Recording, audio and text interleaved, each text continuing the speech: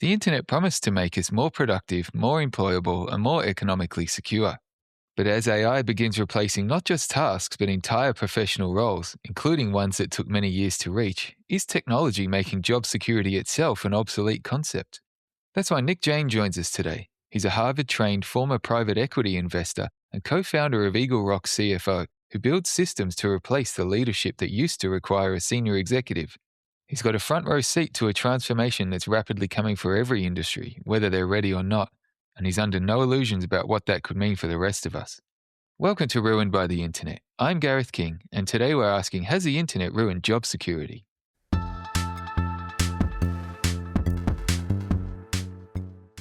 Nick, thanks so much for joining us and welcome to Ruined by the Internet. To start us off, when it comes to work, the promise of tech has seemingly always been to liberate us from not only the workplace, but the hours as well. In your opinion, do you think that this promise has been delivered, or have we devolved somewhat into an always-on work culture enabled, ironically, by that same technology? What's your take on that? Yeah, I think you're absolutely right that the promise of technology has been more free time for recreation or consumption. And what has happened in practice is people end up working more. And I think there's a very fundamental reason for this. When you are able to work more, that means your competitors are too, your colleagues, the guys you went to school with, the guys who are working in the cubicle next to you. And someone there, it's like a classical prisoner's dilemma. Even if you all are better off if no one decides to work more because technology is doing more of your work, somebody will decide to work a little bit more. And since they can now work from home, they'll decide to work 12 hours a day instead of 8. And you, to keep up, have to do that. And it's a race to the bottom that is enabled by technology, but it's not technology's fault. It is human psychology's fault that we are competitive. Someone out there is out competing you, and you have to keep up. And technology just enables called some of the worst of our natural behaviors or inclinations. Yeah, that's a great point around that competition. And there's always that competitor that will not take the foot off the gas, so to speak. But we know a lot of talk around technology in general, especially in the workplace, does, as you just mentioned there, relate to productivity. But do you think with such a high velocity of new tools to constantly be across, especially right now, do you think that pressure to constantly be retraining and upskilling across everything, all the new developments that are constantly emerging into the market, do you think that ends up playing a role in what's often mentioned as declining productivity amongst especially digital-based workforces? So yes and no. There's something called the J curve. Are you familiar with that at all? Yes. So yeah, it's like whenever you start something new, you lose a little bit of productivity, you go down and then you go up. And the whole point is when you're engaging in a new activity, and it could be a new skill, if you're learning how to run a different way or throw a ball a different way or use a piece of technology, you have to stick with it long enough so you get out of the bottom part of the J curve and start rising up so it's actually worth it.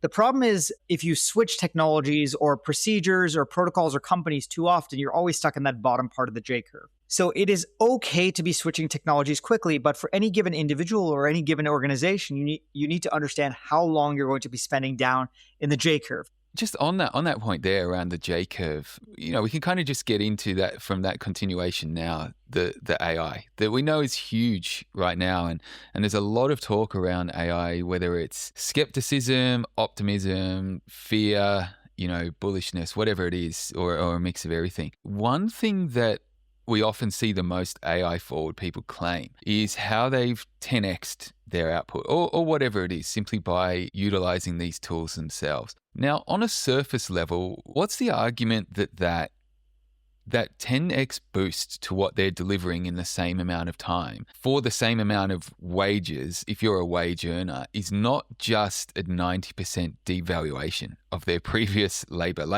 How do we square that circle? I think it assumes the negative view is that you assume a fixed pie. So if everyone is 10x more productive, it means that everyone can work 90% less and therefore you get 90% less wages. But that assumes the consumption of productivity doesn't increase. And I'll give two good examples from history. About 6,000 years ago, when all of our ancestors were running around the fields and forests, hunting and gathering, we, didn't have a lot of food. And then someone or a group of people figured out, hey, we can farm, we can plant forests. And all of a sudden, our productivity in producing food went up roughly somewhere between 100 to 500x. Did that mean everyone just laid around lounging around? No. When you had more food, what happened? More uses for food came up. more people came into existence. So we rapidly consumed more of that resource. We found ways to grow and evolve our society. And that's the more optimistic view, that AI is going to result in such a productivity boom that we will find new ways to apply all that productivity that we've unlocked that it didn't make sense to before, right? 6,000 years ago, it didn't make sense to have cities because you would starve and die until you had that 100x improvement in food productivity. We saw the same with the Industrial Revolution when we moved from steam power to electric power. Electric power was way, way more efficient than you sticking your turbines next to a river somewhere. And we're probably going to see something very similar with AI technologies, that we're going to find more interesting ways to consume it that didn't make economic sense 3 years ago. Is there a ceiling to how far that I guess, new utilization of that productivity can go, especially if it's not something as fundamental to us as people as, say, food production? Well, you say food is a fundamental thing, and I agree with that. But I think a lot of people would say that there's lots of other fundamental things, and let's use a silly example of video games, right? Mm-hmm. Video games are such a core part of human life that they are now, beginning to rival pro sports teams in terms of franchise value. That technology, or that entire lifestyle, that resource of video game consumption and all the ecosystem that exists around it, was only enabled by about 30 or 40 years of increases in computing power. Mm-hmm. So what you or I might call unessential is in fact incredibly essential to lots of people. So there's lots of cool things that are going to arise in the post-AI world that you or I may say, hey, this is not part of what it is really to be human. It doesn't involve eating. It doesn't involve relationships. It doesn't involve procreating or making babies. But others will say, well, this is so cool. It is important to my way of life. Look, that's a fantastic point there around, I guess, the creation of new ways to utilize that. And the example you gave there was the compute power when it came to video games. Now, I guess my question from there is, does something like that rely on someone having that interest in video games and the creativity to imagine new ways of utilizing it? Because I think where I'm going with this is the topic of displacement when it comes to AI specifically right now. So if we are eventually ending up with so many displaced white-collar workers from whatever section or industry that they're from, will people that are potentially displaced through the utilization of AI initially, are they usually the ones that will find new ways of utilizing this additional productivity or ability? Or is it still going to come down to, say, the people that can leverage it the most, uncovering new ways to bring those ex-employees back into different roles? Obviously not in the same company, but just in a general sense. Like, where does this go, do you think? So, earlier you asked me if I was an optimist or pessimist. I'm an optimist on what these technologies enable. Unfortunately, I'm a pessimist on what it means for the current workforce. So I think there's a lot of people who will be displaced in a fundamental structural way. And we can draw the analogy to the American auto industry. When automation started happening in the middle half of the 20th century, people said, okay, well, these guys can go retrain from knowing how to use a hammer to being machine mechanics.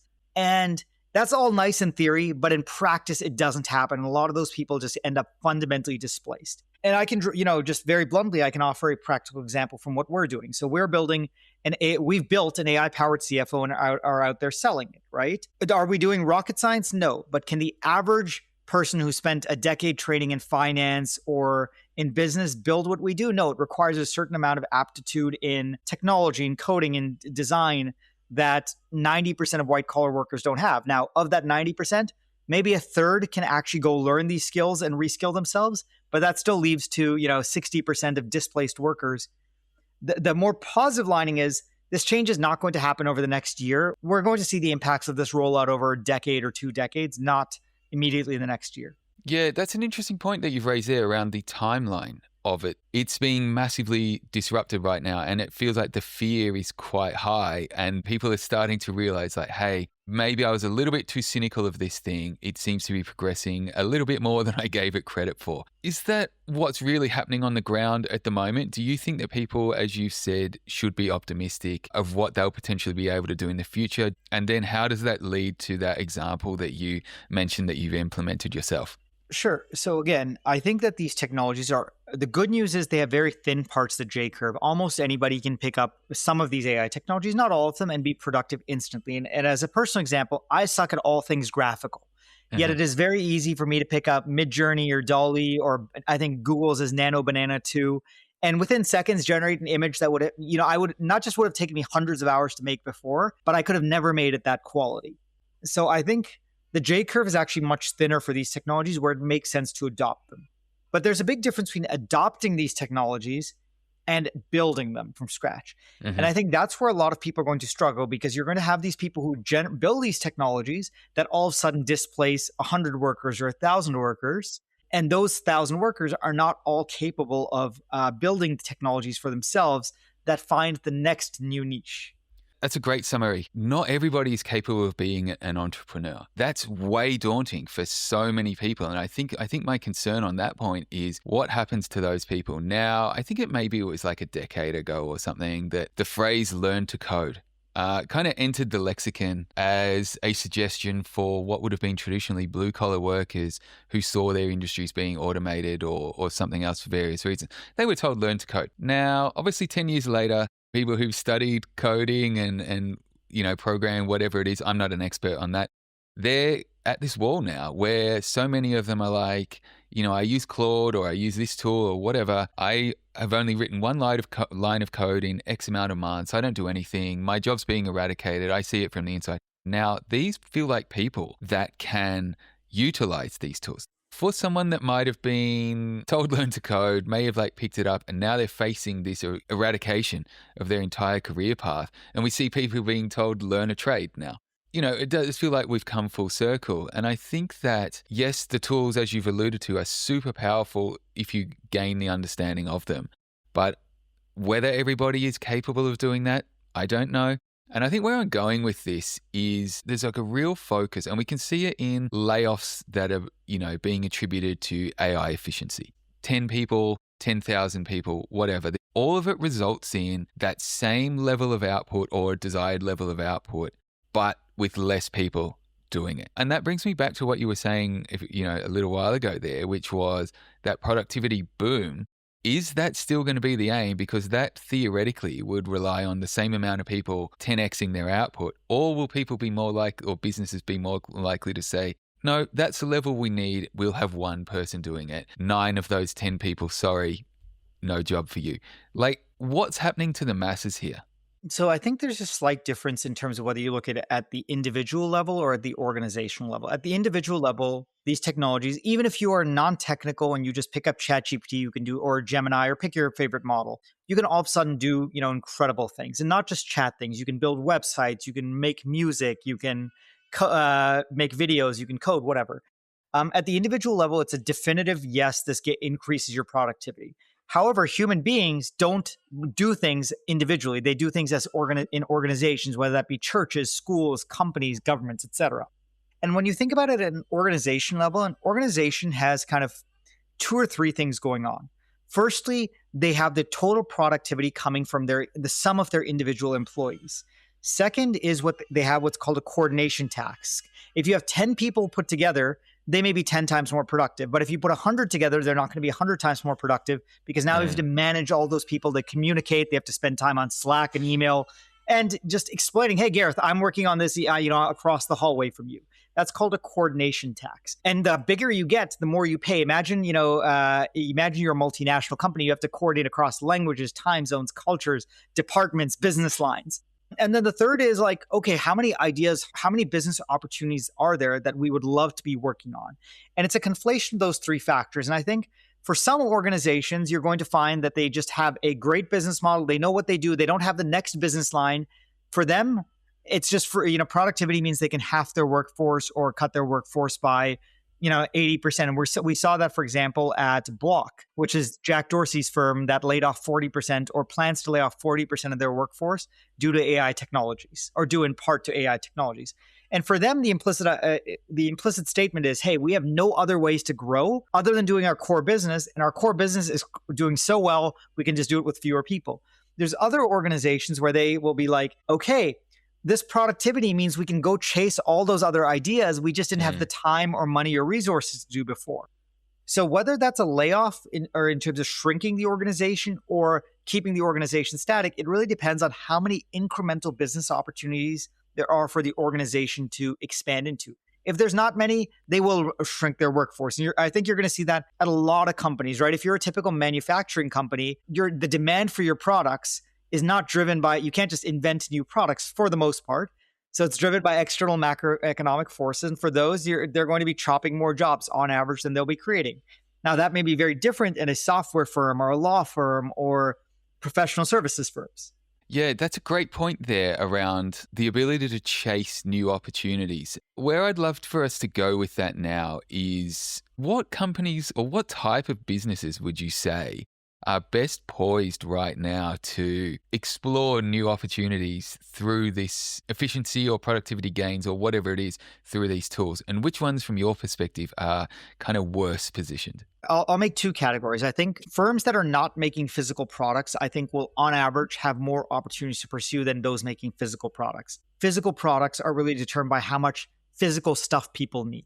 So I think manufacturing firms or things, they're going to focus much more on cost efficiencies than they will on we can make a new product. There will be some exceptions. For example, AI has shown the ability to design new engineering materials better than human beings. So that may result in an explosion of, although those are not manufacturing firms, they're research firms, right? They research it, they develop a new material or a new vaccine, and then somebody else goes and makes it. So, but going back to that first bucket, firms that are providing an intellectual service, these could be technology firms. So actually, I think that there's two big groups that are going to be winners. Number one are software firms that are going to make new types of software that it just didn't make sense to do before because it might cost you $1 million to crank out a piece of software that now you can do in a few $1,000s.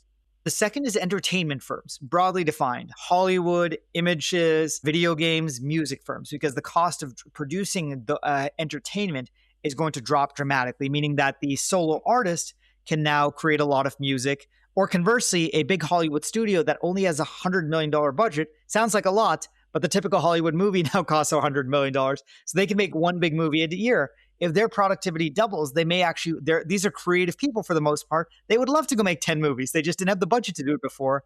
10x more efficient, they can go make those 10 movies.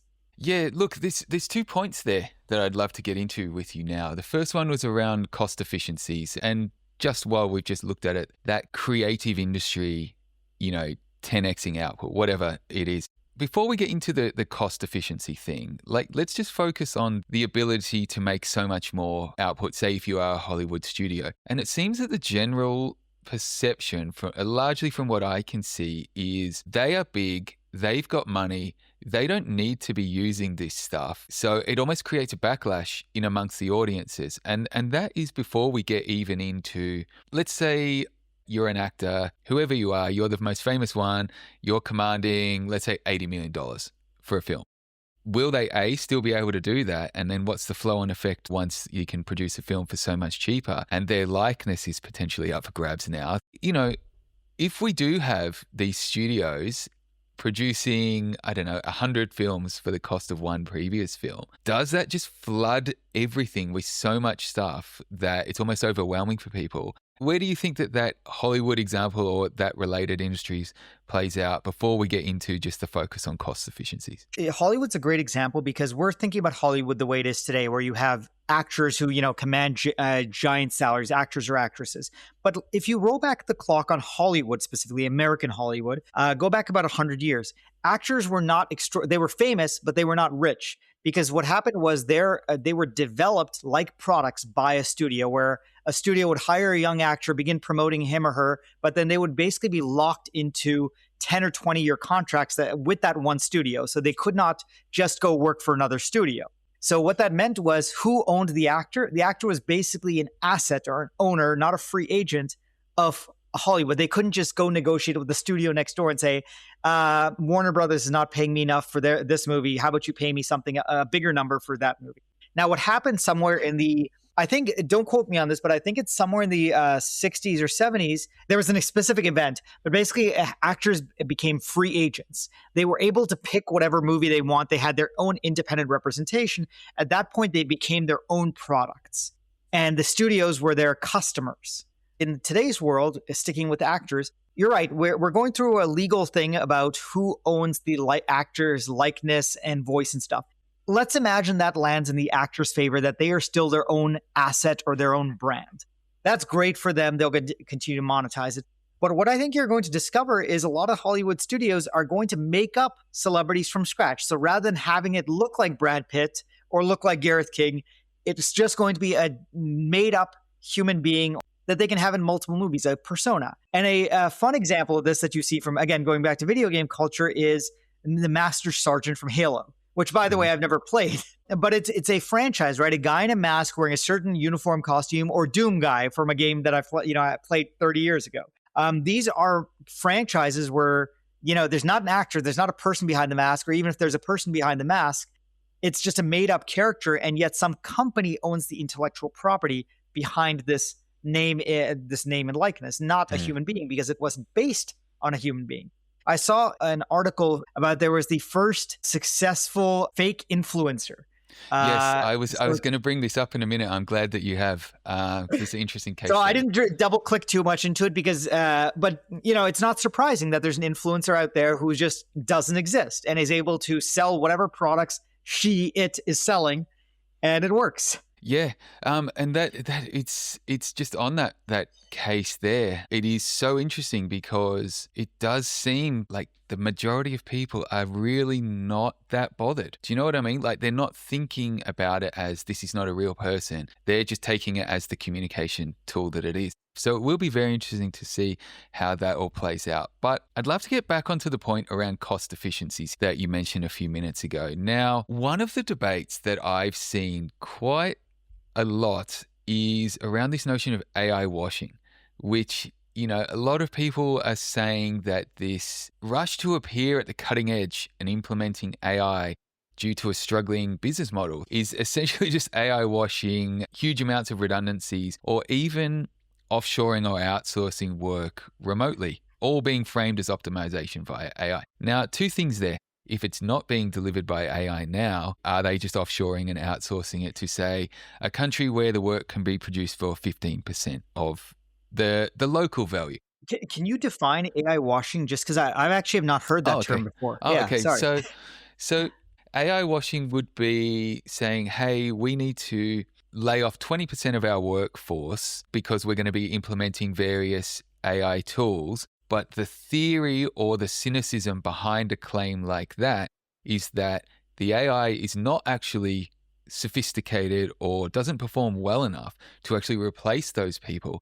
It's actually just a euphemism or a code for, offshoring work to much lower cost workers, which is obviously enabled by technology again. Got it.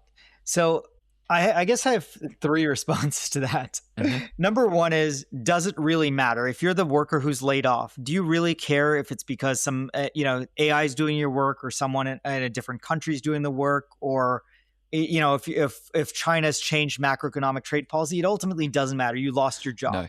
No. So yeah. Sorry, just don't want to interject on that. Yes, totally agree. You've still lost your job. And I think the reason that, from my perspective, why it is so contentious is AI washing is just throwing more fuel onto what is potentially a really hype-driven fire that every other company looks at. It's like, oh shit, I've got to get on board this AI thing and implement it too. I've got to slash my own workforce. Like, how much of it is hype? How much of it is hope? And what's the reality? Look, can AI do every job? No, right? I'm a mathematician by training. Can it do high school level math problems? Yes, no problem. Could it do some of my senior college level math problems? No. Will it probably get there in a matter of years? Yes. But today, at least, it cannot handle complex multi-step logic problems. And that's true in finance as well. Basically, anything that involves depending on how you measure it, somewhere between 10 to 100 steps, AIs tend to get lost. Now, in all fairness, that's still smarter than 90% of human beings already, but it's not better than the best 10% of CFOs or lawyers or doctors or whatever. But guess what? The best 10% of doctors means there's still 90% of doctors that AI can beat, right? And so it's not all hype. These technologies have really gotten to the point where they are more capable at mundane tasks that human beings do every day. So like a silly example is for a generic diagnosis, right? For like, hey, you've got a cold, and AI is going to be better at figuring that out than a human being much more quickly as well. Now, if you've got some rare disease, sure, you need a human being or a doctor. But for some, traditional things, which by the way are 90% of what most people do in their day-to-day job, AI can do that more effectively. So that's not hype. Second is, Look, at least in private sector in Western economies, there is an incredible pressure to get more profitable every year. So Google, they may be at 35% profit this year. I'm making up the number, but there's still pressure from their investors, from their board. Can we get from 35 to 40%? And that means the board is saying that to the CEO, and the CEO is executing on that on his or her plans. So whether it be AI or, hey, it's just cheaper in another country, there's going to be pressure economically saying, like, even if we're doing well, we need to do better. And if we're not doing so well, we definitely need to do better. Otherwise, we'll be out of business next year. Yeah. Um, right. And by the way, that's something people often miss. For companies that are not doing well, the choice might be lay off a third of your workforce or lay off 100% of your workforce a year later. Right. No, Survival, exactly. capitalism is ruthless. If you don't do it and your competitor outcompetes you, all of your employees are gone. And, it's truly that. Like, if you get better, you can make your workforce better off, but you're going to hurt everyone else. It's kind of not a zero sum game, but No, it that's a hurts. fantastic point, and I totally agree with you on that. Two things that you said there. Whatever the reason, you still lost your job. Fine, like that. It's not really going to affect anybody any differently. It's more the headline story of everyone needs to get an AI because it's replacing workers. And then to your point then around the competition, it's like, oh my God, my competition is more ruthless than me. I've got to compete with them and get more ruthless, et cetera, et cetera. And so if Well, we play that it's out not that they're to the necessarily end more point, ruthless. They've discovered, if your competition discovers the way that they can perform better, one of two things is going to happen. Either they're going to be more profitable and they're going to buy you and then implement that in your business, or number two, they're going to cut prices, take your customers, and you're going to go out of business. So in capitalism, again, like, if your competitors find a way to be better than you, only two things happen. And number one, they buy you because they're richer than you, or number two, they take all your customers away and you shut down. That is the unfortunate, ruthless fact about capitalism.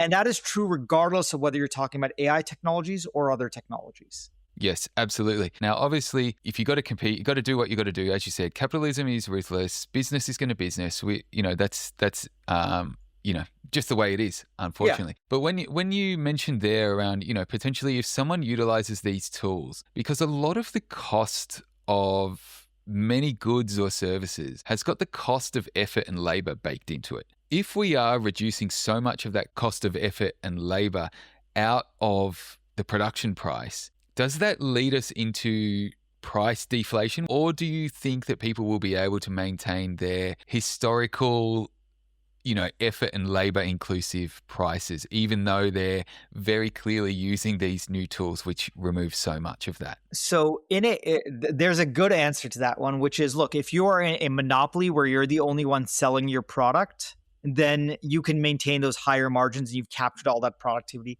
If you're in any other industry where there's roughly three or more, there's an economic rule, I think, where if you have four more competitors, someone is going to cut prices when they discover a technological innovation. And you see that in almost any other industry, right? Like a good example is phones.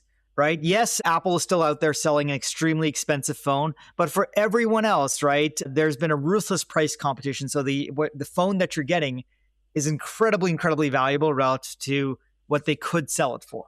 If you look at every other phone that's made by Samsung, Google, whatever, yeah, they seem expensive, like $500 or whatever, but they're not actually. The actual profit margin that these companies are making is quite small because they are pushed by Motorola makes a phone, Samsung makes a phone, Huawei makes a phone, Google makes a phone, right? So you get so much pressure that it actually benefits the consumers. And you see that in almost any productivity gain in any non-monopoly industry. And by the way, most industries are not monopolies, right? Mhm. If you're not one of the top 10 tech companies in the world, you're basically not running a monopoly.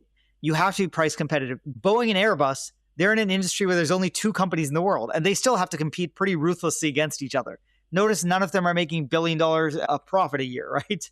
Yeah. Look, that's a great example that I can tie back to what you were saying earlier. Like, the more opportunities will open up, the more competition, which could potentially make it better for consumers until It's someone definitely cracks going to be that. better for Yeah, consumers. Definitely yeah. better for consumers, not necessarily better for producers.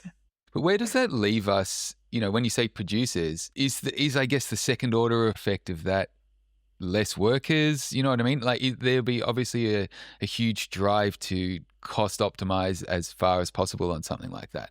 So, look, there's going to be a lot of legacy players in services businesses or technology businesses that are going to go bankrupt because somebody can rebuild what they did much, much faster, much cheaper without technical debt or organizational debt.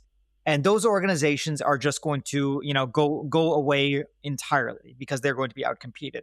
The next set of organizations are those that are going to evolve, but they will tend to evolve more slowly. And so instead of having a $3 billion consulting firm, you're going to have a $1 billion consulting firm because two-thirds of your business were taken away by by new competitors that are going to emerge from smaller organizations.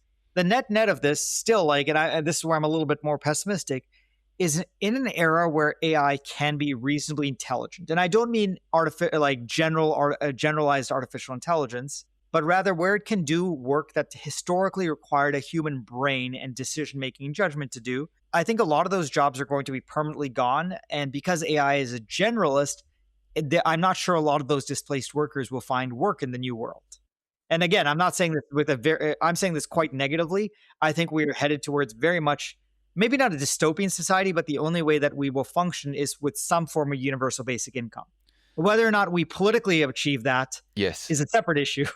Yes. Look, I mean, that's a great segue to UBI, but I think just on that, work displacement stuff, one thing that we never got into is your example of how you've implemented those tools yourself, and from there, like what the outcomes have been. Sure. So I'll provide two examples. One is, so we just launched a business. It's just me and my business partner right now. But here's the cool thing. Almost all of our work internally is done using Claude Code.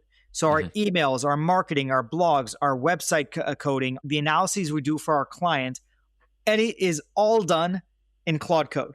So we're not even opening up, I don't even open up my Gmail inbox anymore. I just have, an AI agent do it for me, summarize, rewrite the emails.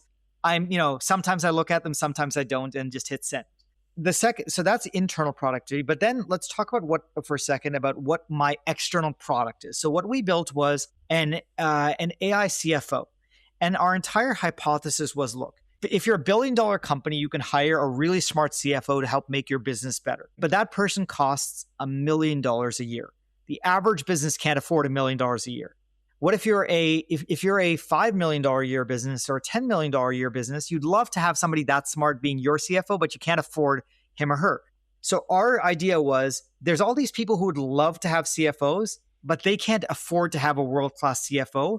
So let's build a piece of technology for them. So if our hypothesis is right, then we have not taken away anybody's job, but we've created value for our customers. And so far it's working, right? These are all customers that didn't have CFOs in place. They would have loved to have a CFO, but they didn't want to spend $500,000 on that.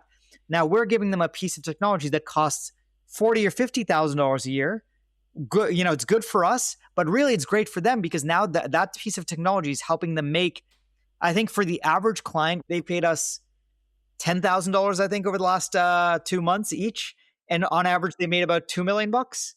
And the way that you've just broken it down there, I think that is that soon to be revealed opportunities that a lot of people will be able to capitalize on and make. Now, obviously what you've built there is a market for that, which is bringing that very, very high level knowledge, ability, whatever it wraps up in, to those companies that can't generally afford to pay for that. But I think my question on that, when it comes to not taking anybody's job, yes, on paper, it's just another service going out into the market. But is the reality that these companies would have had let's say a lower level financial controller? But now that they've got your tool that comes along, which, as you said, it's not directly taking anybody's job. It's providing a quality of ability, knowledge, everything like that, as you've just outlined. But does it in a way replace that person? I think if we play that out to its logical conclusion, as these tools get smarter and all that agentic AI gets better and better at replicating that human experience and knowledge, where does that at an aggregate play out once, I guess, the average worker is no longer needed? Do you know what I mean? Yes. So let me break apart where we are today. So our technology today does not replace a lower level worker or even a different worker. So if you think a CFO does a very different job than a controller. A controller is really focused on accounting, and a CFO is focused on business advisory. How do we make the business more profitable? Cutting costs, adding revenues, decreasing risk, whatever. One is an analysis job and one is a record keeping job. Both are important, but in different ways. So at least today, our technology is not really replacing any accountants, controllers, treasurers, etc. That might change in the future, either with our technology or someone else's. But at least today, we're literally not replacing anyone. We're literally adding a function that they could not afford before. Now, if we roll forward to the future, yes, you're really going into kind of that pessimistic prediction I laid out, which is these technologies, if not today, definitely in the next 5 or 10 years, are going to be smarter than almost any white collar digital worker. Not just smarter, but they can do your job. And that it's a future that's coming reasonably quickly, I think well within the next decade. And the only limiting factor is how quickly organizations either adopt these technologies or are forced to adopt these technologies by either shareholders or competition. And yeah, we look, again, I'm quite pessimistic on what this bodes for the white collar workforce over the next decade. I'll use me as an example. If I wanted to spin up a world class marketer, I think I get somewhere between a day to a week is what it would take me to code one up, stick an AI brain in it, and all of a sudden I have an employee that would cost me $80,000 a year in a week. Mm. And after that, by the way, if you ran any agent 24/7, like 100% of the time at full capacity, roughly they cost about $1,800. That is cheaper than outsourcing to a lower cost country. And no human being works 24/7, 365. So the technology is almost there, either there or almost there.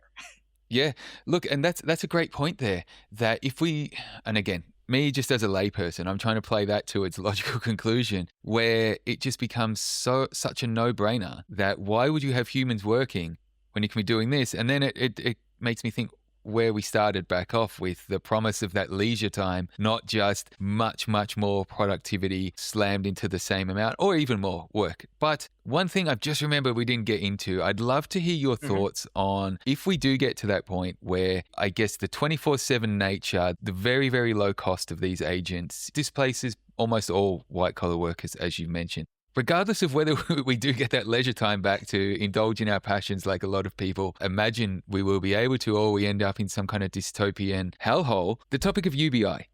It does come up a lot. A lot of people theorize about it.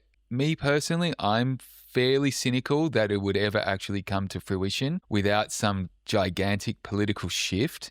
I'd love to hear your take on it as an idea and whether it could happen or not. So I think that firstly, I do genuinely think we're headed towards some sort of socioeconomic cataclysm where a lot of white collar workforces are going to be displaced. And that's particularly difficult for Western economies that are largely knowledge economies, not labor, not, physical goods economies. So oddly enough, AI may not really matter so much for China or India, but may absolutely devastate, Australia or the United States or England or Canada or whatever. So that's number one. So when you end up in that world, and I think we're, in our life, within kind of yours and my lifetime, Gareth, I think we end up in a situation where a democratic nation is going to vote in a UBI favorable political party. And it will be a fundamental shift away from the kind of laissez-faire capitalism that we've had for most of the last, 500 years in Western countries. But it's going to happen because the alternative is, there's going to be riots in the street. So I do think UBI is going to happen. However, the thing people don't talk about is how much, right? Right? How much money is the government going to give you or our AI overlords going to give you? And I think it is just enough to make their consciences feel good or keeping you happy enough that you produce whatever else they still need you for. And that's not a very high number, right? The amount of money that you need to give me, let's use me as an example, to prevent me from picking up a gun and starting a riot or anarchy is not actually that high. No, right? It's very easy to keep people happy with a very modest amount of income. No, absolutely. And it's in the name, isn't it? Basic income. And one of the other side arguments that I've seen in discussions around UBI is, well, without that motivation to actually go out and earn, why would people do anything? And I don't know, I find that a really weak argument, simply because I think as humans we're curious beings and a curious species. But if those opportunities are still there to do more, like everyone's got their needs taken care of, that doesn't mean that everybody will settle for that. People will still want to maximize their ability. So I think it is a very interesting concept. Like I said, I'm a little bit cynical. Can I jump in there for Yeah, a second? of course. So you said, look, not everyone will want to settle for that. You're right. But the key word you said is not everyone. I think if you go look at the economics research, lots of people are okay just being average, right? Or just getting a minimum amount of income. Most people are okay just working a 9-to-5 job and earning $50,000, $60,000 a year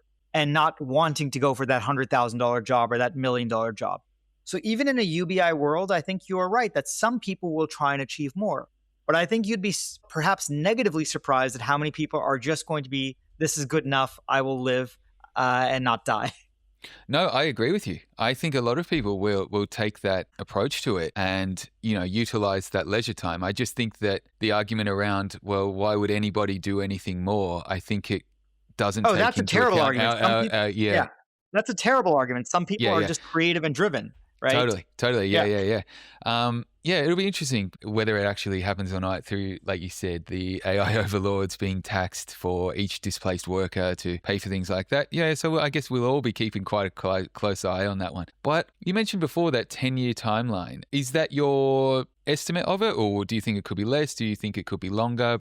Here's my kind of prognostications. Number one, I think the technology is already there to replace the majority of white collar workers. Okay. So I think the generally reasoning LLM, so the top 1 or 2 models from each of the big AI companies is already smart enough to do better than the average employee in almost any white collar function. The reason I say 10 years is 2 things need to happen.